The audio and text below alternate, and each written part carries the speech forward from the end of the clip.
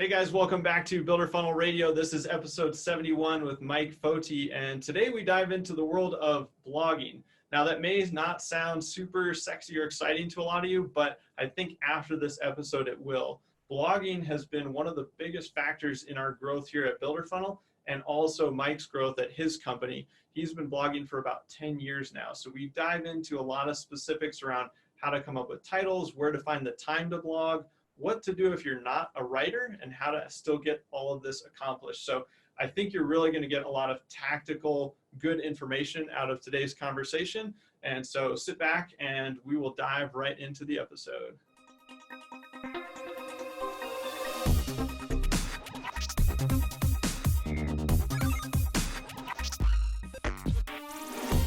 Hey, Mike, thanks for joining me today.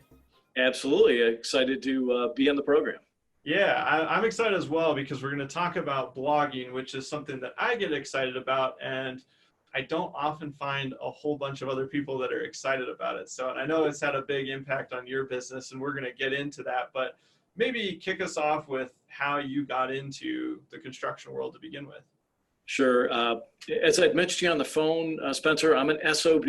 Now, that doesn't mean what you may think it means. But I'm a son of the boss. My dad originally was a commercial union mason contractor. And so I got into construction working for my dad in his masonry business. And after I got out of college for a few years and worked for a corporation, I had approached my dad. He was looking to sell his business, and I approached him about buying it. And he offered me the opportunity to come in and buy half of it and floated me a loan to buy half from him. And so that's how I got into the construction world.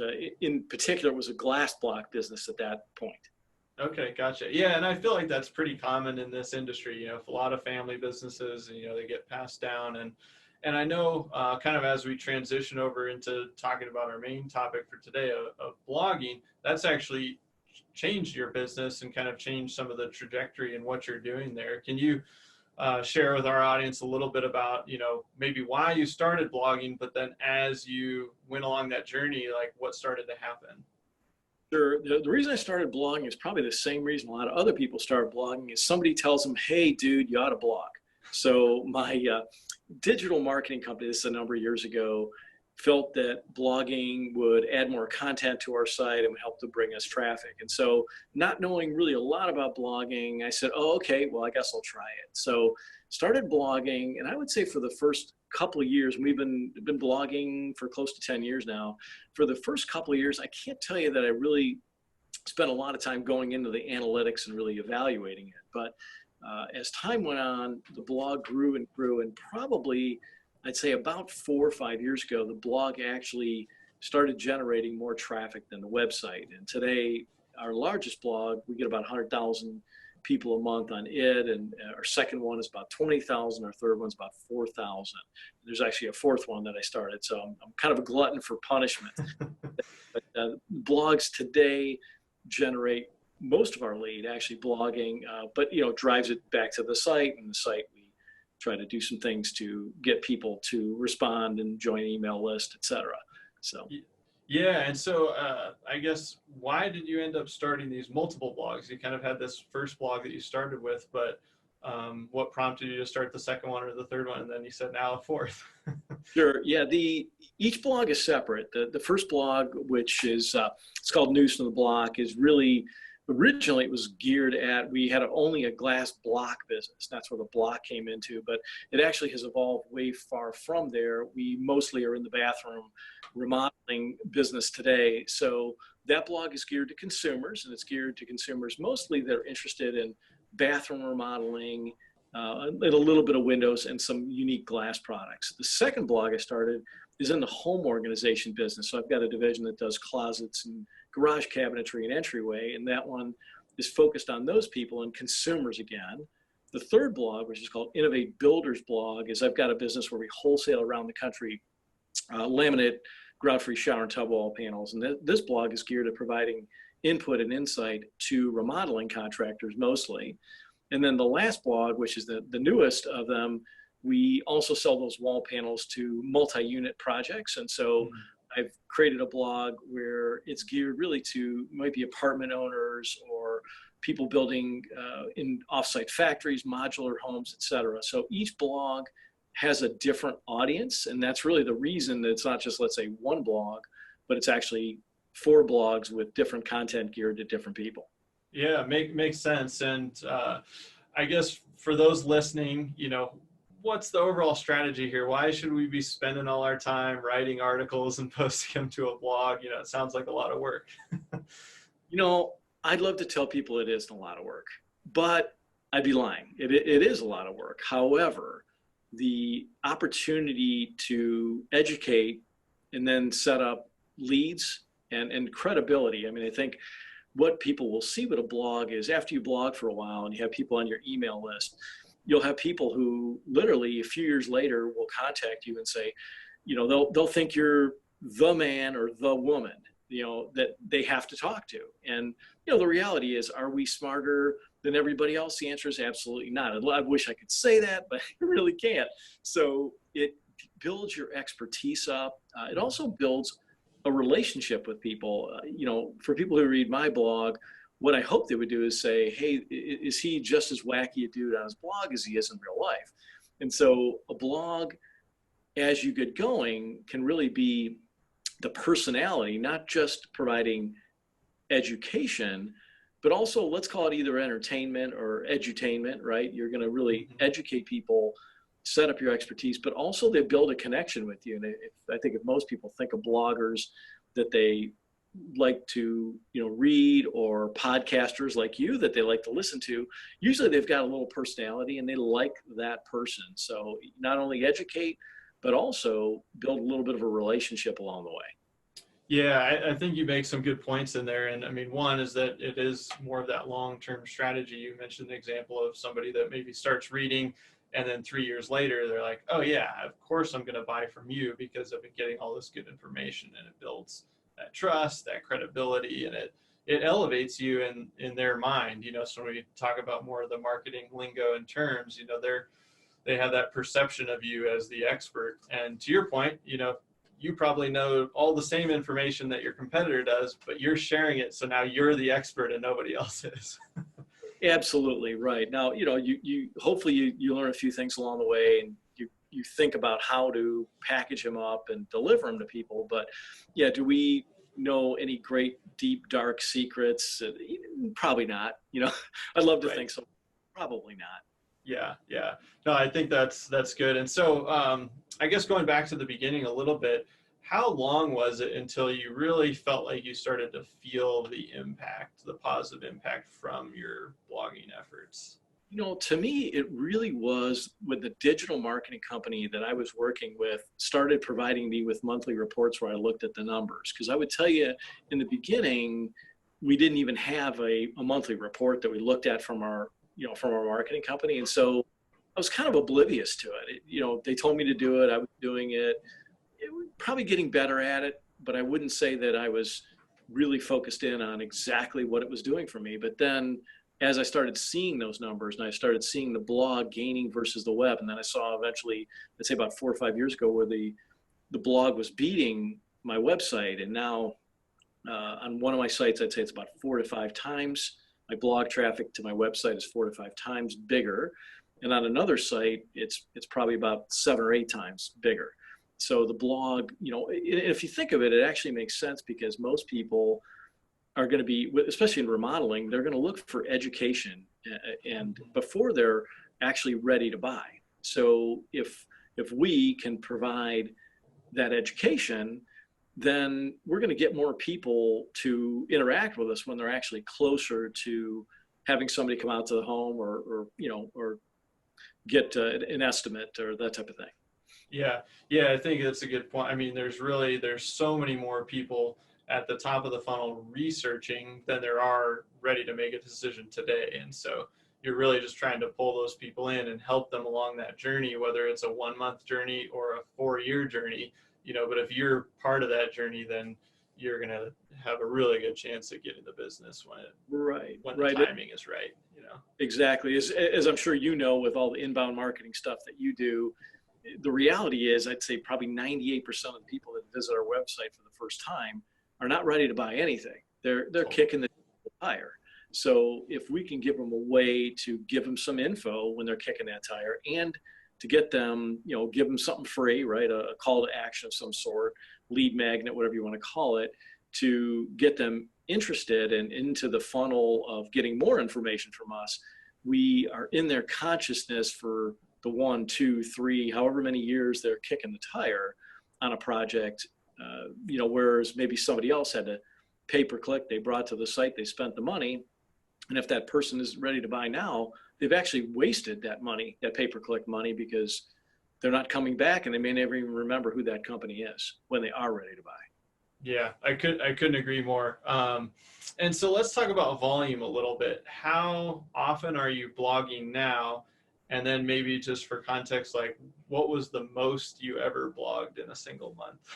Yeah, I would say I probably average 6 to 8 articles a month. Now, Okay. my blog posts have gotten longer. Today, I would say they probably average 1,500 to 2,000 words. In the beginning, they were probably 300 words. And with blogging, a lot of people are going to look at that and say, there's no doggone way, Mike, I'm going to write something for 1,500 words. And I would tell them, a lot of people have listened to Jim Rohn, the sports talk guy, and he used to have a saying, "Have a take, don't suck." I would tell anybody getting into blogging to have a take and be okay sucking in the beginning, because the reality is none of us are excellent. It's a new skill. So Totally. in the beginning, you're not going to write 1,500 words. They're not going to be the greatest thing since sliced bread. I mean, I'm on a learning journey, and I'm sure I'm going to continue to learn, right, in blogging. So I would tell people, while they might say, oh, 6 to 8 times I could never do that, don't worry about doing that. Just get started, try to have consistency, or if you're not comfortable writing, of course, they could get with, companies like yours that will do the writing for them. It doesn't have to be, in my case, I am the blogger, I am the writer, but there's other things that I don't do as part of leading our blog, but you don't have to do it all.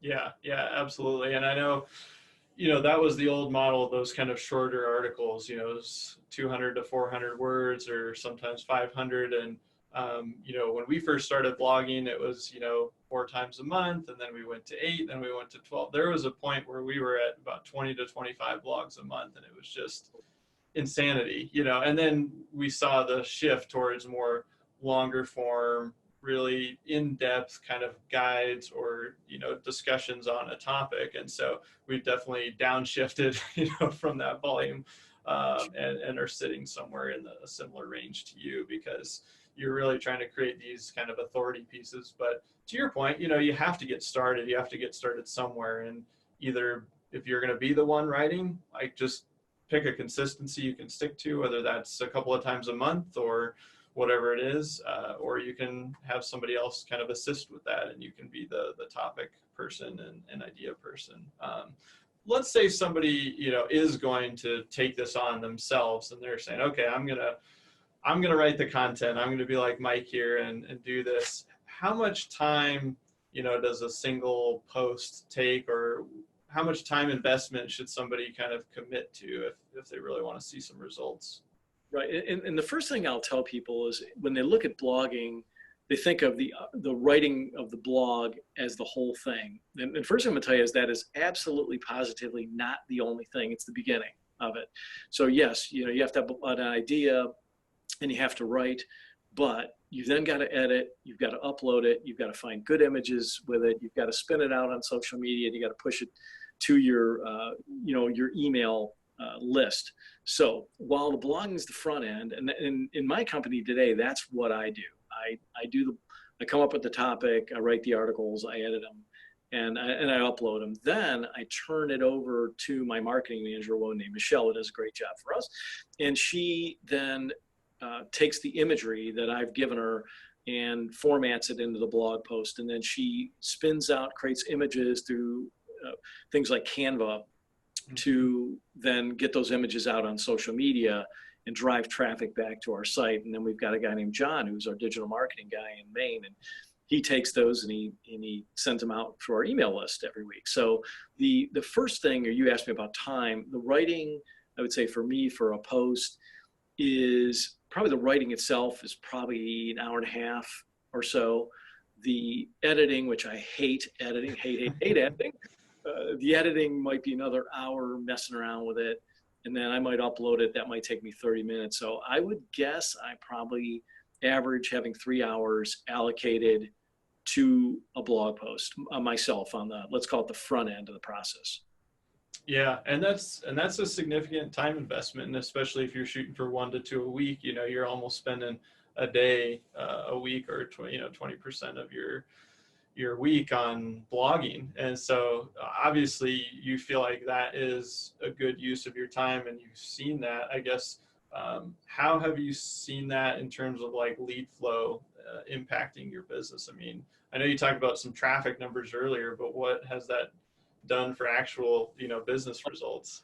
From an analytics standpoint, we track goals, and goals aren't necessarily in-home estimates, right? That's probably the, let's say the ultimate goal is in-home estimate and the close, but goals to us can be things like email sign up. It could be a download of a guide. It could be somebody asking for free samples with our laminate wall panel business, any of those things. Today, in our Innovate Building Solutions site, we get anywhere, depending on the month, and there's definitely some seasonality, it ranges between, I'd say, 1,000 to 1,400 goal achievements per month. And it's running probably about 50, 60% higher than last year. So what's neat about blogs is they can continue to deliver results, and you can continue to make them better. Unlike, let's say, back in the old days in school, let's say you put a blog post up and you look back and they say, oh, that's crummy. I'd give that thing a C- at best. Well, what's cool about a blog is, and let's say it's driving some traffic, but it's not that great. You can go back in, and unlike a term paper where you got the C-, you can go back in and revise it. So add new content, add new images. Or what we did earlier this year is we started spinning in video into the blog post. And so we saw, blogs that maybe people were spending 3 minutes on. The time in those blog posts went up about 1.5 minutes. So again, we basically give more content when people get to it for their time, and hopefully even build more expertise. Yeah, I'm glad you mentioned that example, because that's something that we do as well. We call it historical blog optimization. But you go back, you say, man, we have these old posts, like the bones of it were good, or the idea or the concept was good, but man, this really just didn't turn out the way we wanted it. Like you said, you can go back and improve it, maybe refresh it. Maybe you talked about 2010 bathroom design trends, and it's like, oh, that's a little outdated. Let's bring it up to date for 2020 and refresh it. And to your point as well, I always compare that to something like a print ad or billboard or direct mail. You pay, you get your message out into the world, and then if you want to get your message out there again, you have to pay again. Whereas if you write the blog post, it's out there forever. And so it really becomes this compounding asset. It's like a stock portfolio in a way. You've got all these blogs, and they start just pulling in traffic and kind of paying these dividends to you in the form of goal conversions or leads or email signups and all these different metrics. Yeah, exactly. And people say Google loves new content, and I think that's a little bit of a misnomer. Google likes content that is deemed to be credible because there's a lot of activity on it. Mm-hmm. And so in a lot of cases, some of the old blog posts do better, especially when you update them, because they have street cred with Google, right? Totally. There could be comments on it and links back to it. It's seen as an authority piece, even though I may write something today and say, oh, this piece I wrote today is actually way better than that one. But maybe that's the one driving the traffic just because it has more street cred with Google. Yeah, you're exactly right. We've seen that. It's like they want the credibility. They like the freshness, but if you can do both by taking that old post and making it new again, you kind of get the best of both worlds. Jumping back to the time commitment. So if somebody's going, okay, maybe I'm going to start slow. I'm going to write 2 blogs a month or 4 blogs, and I've got a budget about 3 hours, a month or per post. I guess, how would you tell someone to think through, should I insource blogging? Should I outsource? Should it be a combination? I know you take a slice of it, but there's the promotion of it and the formatting and some of these other pieces. So I guess everybody's in a different situation, but is there kind of a good way to just think through, how do I get this accomplished in the most efficient way possible? Yeah, I think you got to look and be realistic with yourself. What is it that I can do and I can do well? I don't mind writing, although I wouldn't necessarily say I would look years ago and say I was a writer. I mean, I was Sure. a business guy who somebody said, hey, you ought to write. And I thought, oh, okay, whatever, I'll give it a whirl. Now I feel much more comfortable writing, but I would tell somebody to first look at, what do you do well? So it doesn't have to be a blog. I think today the challenge is we need to have credible content out there in the universe. Otherwise, we're going to pay the man. I'm going to call the man Mr. Google or Mr. Zuckerberg. We're going to have to pay the man. Mm-hmm. And we're going to have to pay the man more money because our competitors also can crack out their credit card and pay the man.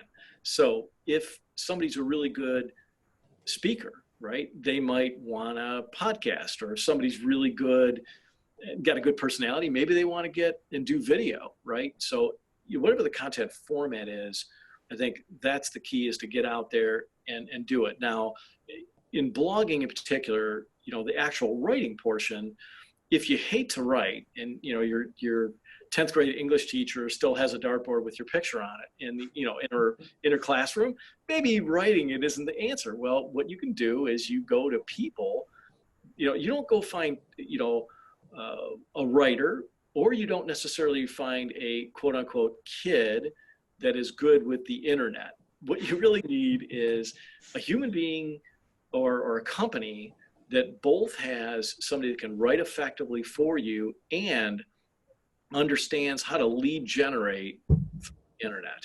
So, to me, you need both skills. You need the writing skill, and the writing to me is certainly better if it has personality. So if writing is boring, I mean, let's face it, we're in the remodeling business, it's a lot of dust, but it is sexy in that when you look back at a bathroom that's done and you say, wow, that is really cool. And that's easy to maintain. And it can be sexy, but the writing has to have some personality to it, some flavor to it. So if somebody says, hey, I hate to write, then don't write. It doesn't mean you can't have a blog though. It just means you need to find a company that can write it for you. Or if you think, hey, we're really good with social media, well, you can take that person's writing and spin it out yourself and do the distribution side of it. So I think look at what you do or a member of your team can do well and let them go at it. I know on my end, I used to do the writing. I used to distribute it. I used to do the whole thing. Then I gave Michelle, now our marketing manager, she wasn't at the time, the job to do the social media. And she started doing some of the social media and putting these things together. And one day I looked at it and said, doggone it, Michelle, that looks like way better than what I did.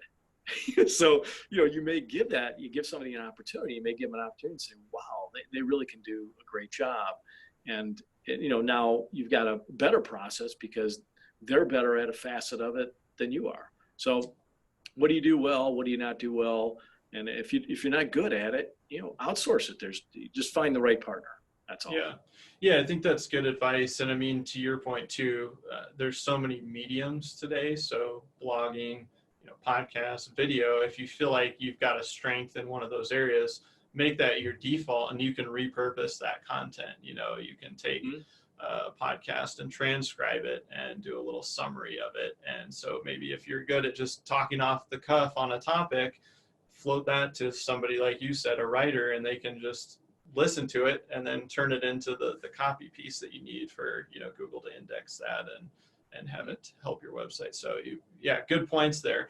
Let's talk mistakes. So mistakes that you've made along the way. You've been blogging for quite a while. I would say probably more than most remodeling companies or building companies, anybody in this space. What are some things that you goofed up on along the way and you would tell people, hey, avoid these? Well, first thing I tell people is do not go to the first post of my site because they're good. I haven't pulled them down. I guess I've left them out there as guilty until you see them. But anyway, the first thing I would tell you is boring blog titles. The reality is a blog post, it's kind of like an article in a newspaper, or you've got to have something that draws somebody in. So if the title's boring, then people might not be drawn into it. So definitely have a title. The other would be breaking up the content. Most of us skim, we don't read. Mm-hmm. So 7 secrets to the myths behind ugly shower and tub wall panels, right? So something that has blocks of information. So when somebody's looking at it, they can kind of glance it over. The other thing is pictures, and more pictures.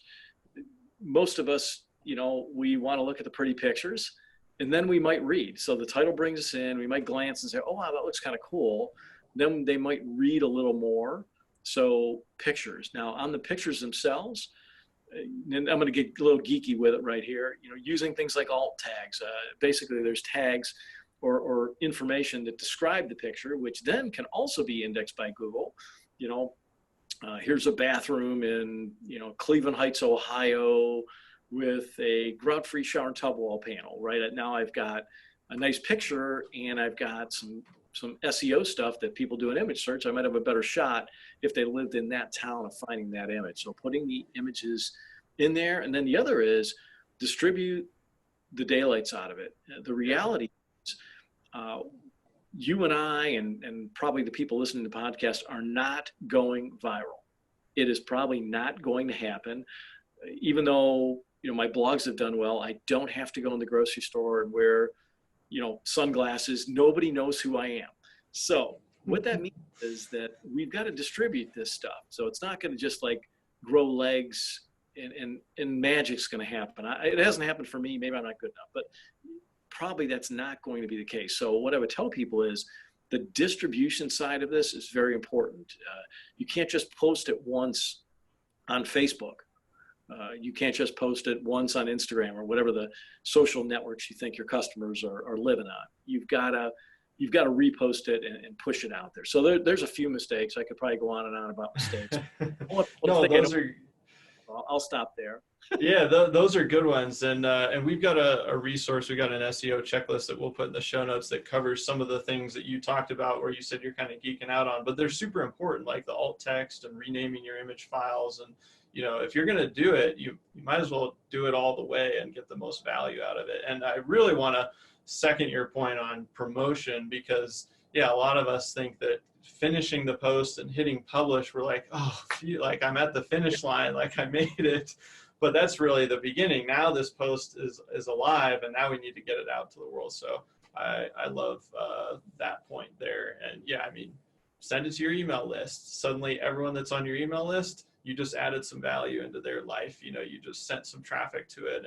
And you kind of talked about some more nuanced pieces too earlier, where if you send some traffic to it, and then you notice people are spending more time on it, that means they're getting value out of it. Google likes that. They like that people are spending more time, and then that helps it move up in the rankings. But you've kind of got to push all this promotion at it to help kick it up in the search engines. It's not just going to, fly up to the top. So I think the points you hit on there were really good.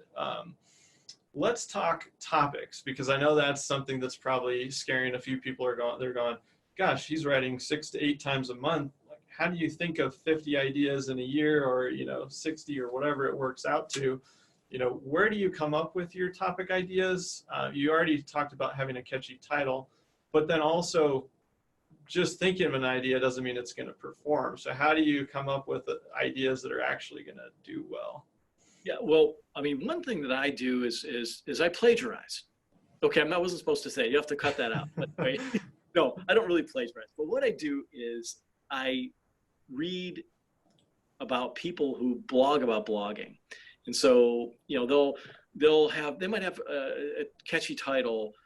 Like one of my better performing posts is the 10 commandments of bathroom remodeling success or something like that. And I read some post that was like the 10 commandments of blogging success. I'm like, 10 commandments. Oh, that might be good. That's catchy. I'll that to what I do, right? So one way to do that, it's not really plagiarizing, it's just, borrowing, right? We're borrowing from another industry and spinning it into our own world. Another place certainly to get topics is what your customers are asking you about.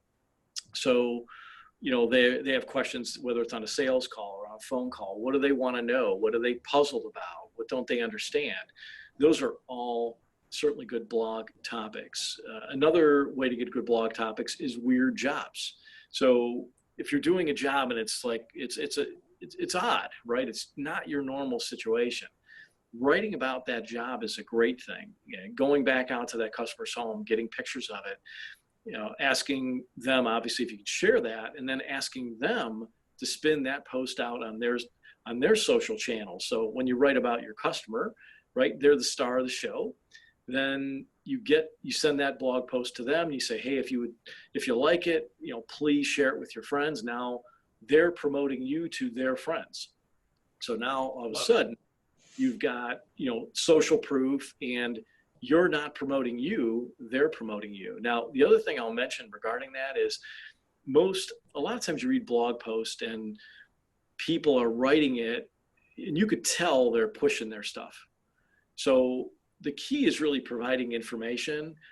Now, are you trying to sell your stuff? Yes, you are. However, you're really trying to do it in an educational and edutainment format where you're going to spin your stuff in as solutions, but you're not going to seem like, oh, you have to buy the widget from my company. Oh, did I mention the name of my company's XYZ Co? People are going to see, it won't take a rocket scientist to see through that stuff. And they'll tune you off because they'll think, this dude just pitching his stuff. So I think the key really is, what does somebody want to learn? What does your customer want to learn? What are they puzzled about? Write about that stuff, and feel free to spin your stuff into it, but do it in a way that is not, so like, oh, you have to buy my stuff, because nobody will want to buy your stuff.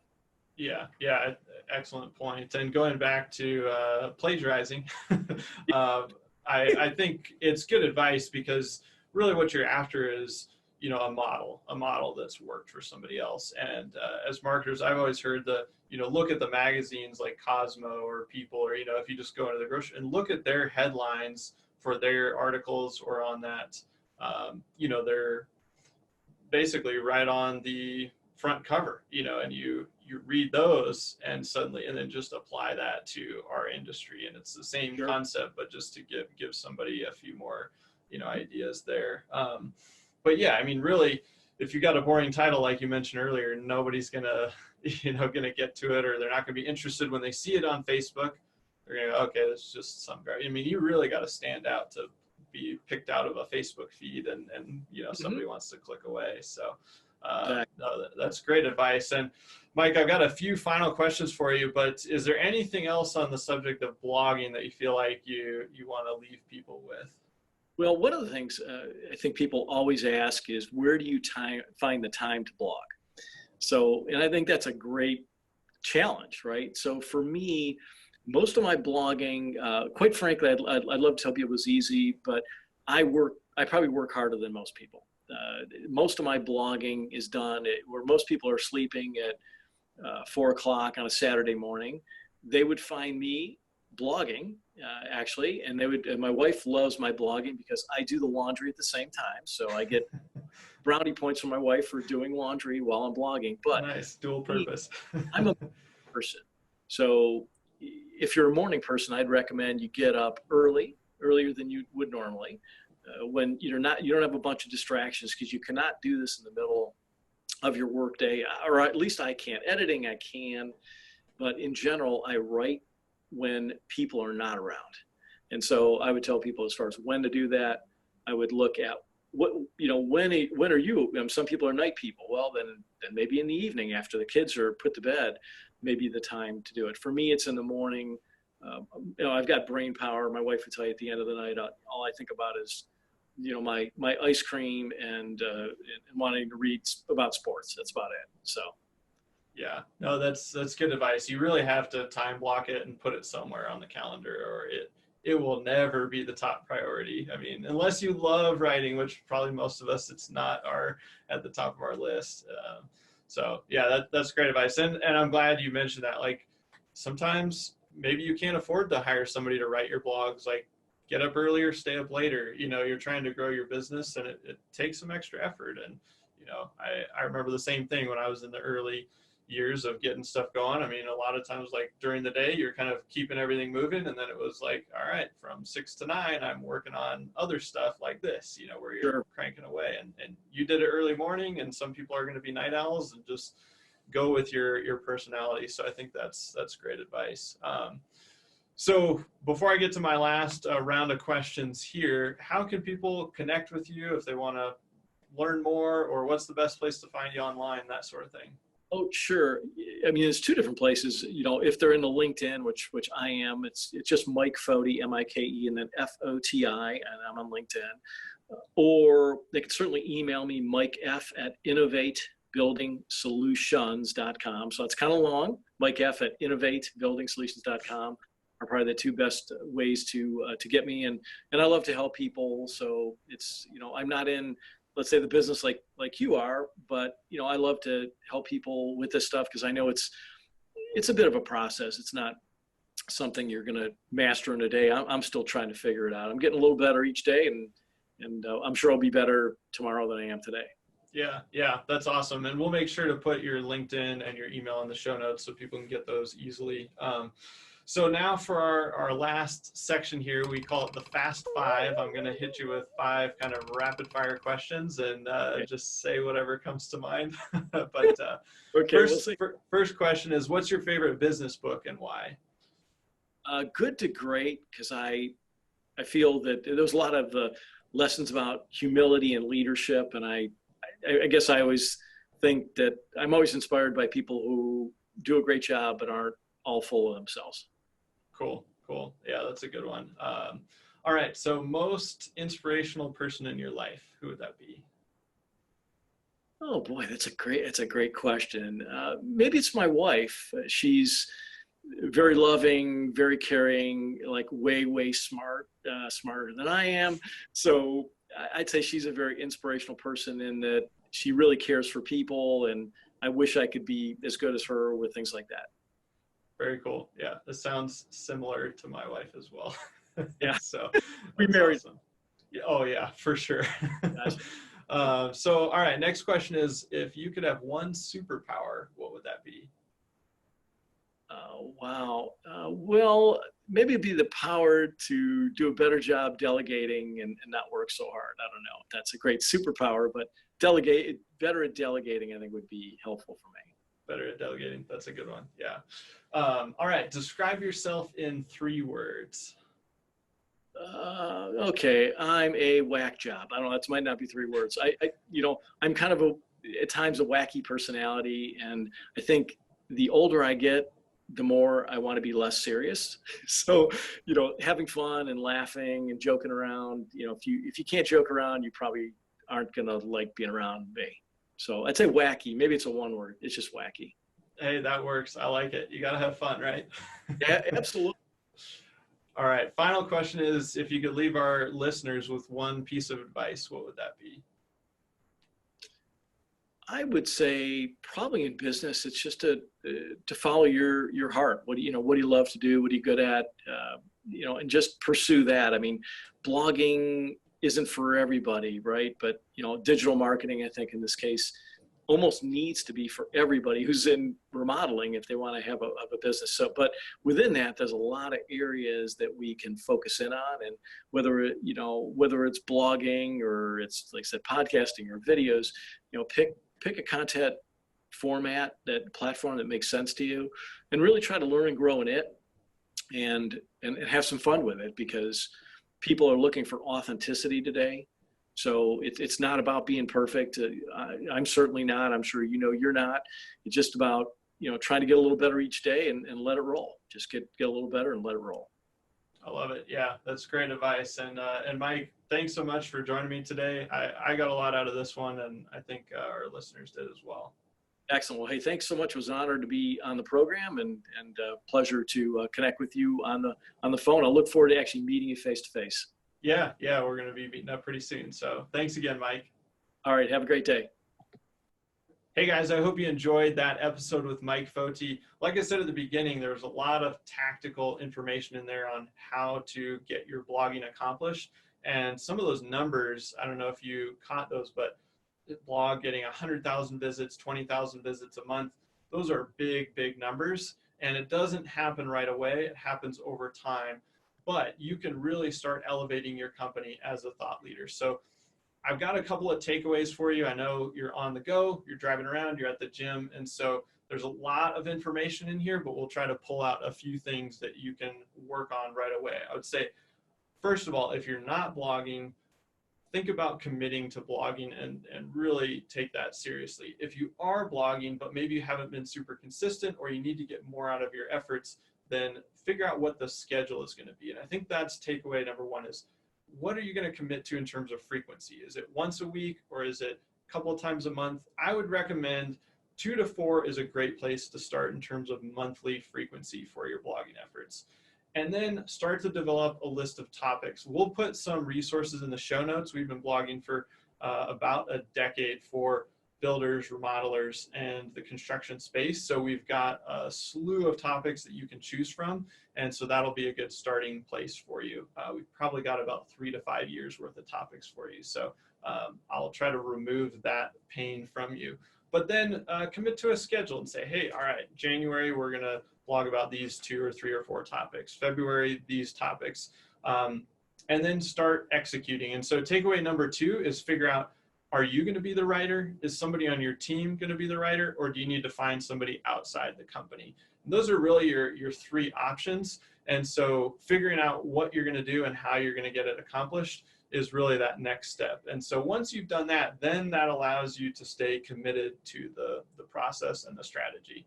And then the final takeaway is understand that this is a long-term investment, but it truly is an investment, because when you publish a blog, that blog lives on forever. So that post, we have posts that go back, to 2010, 2011, 2012. They're still sending us traffic. They're still sending us leads today.